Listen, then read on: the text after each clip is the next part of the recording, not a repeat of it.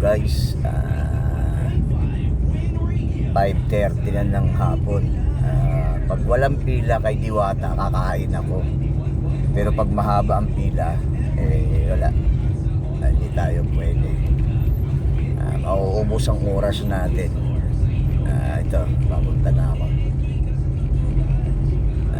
Pagkatapos itong JSIS,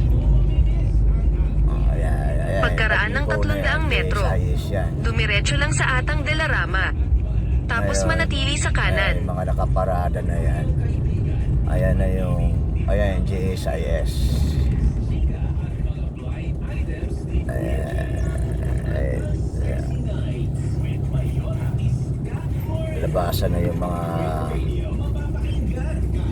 Labasan na yung empleyado ng JSIS.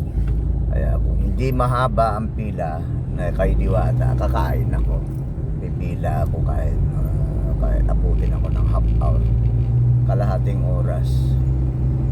Kung mahaba, ayoko. Aabutan tayo dyan ng mga 3 oras. Marami pa rin nakapark.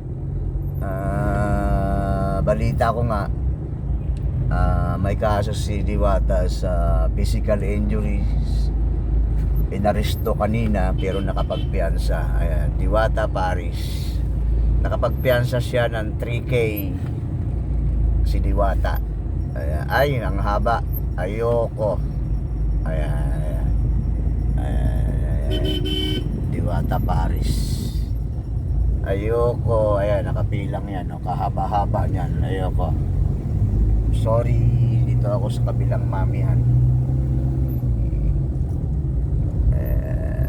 Ayun ang sitwasyon. Dumiretso lang. Tapos manatili sa kanan hanggang Atang de la Rama. Sitwasyon ni Diwata.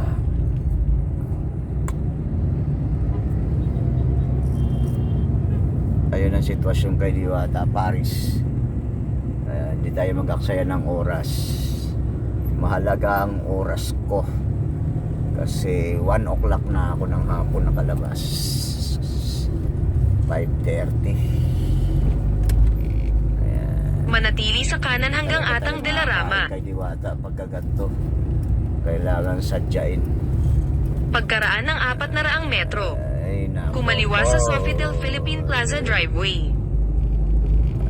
Pa-shout out na lang.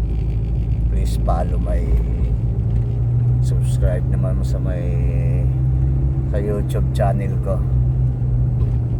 Thank you. Ayan ang Atang. Pagkaraan ng 300 metro, kumaliwa. Na to, hindi na nagagamit. Ayan, susundo tayo sa Sofitel. May nag-book.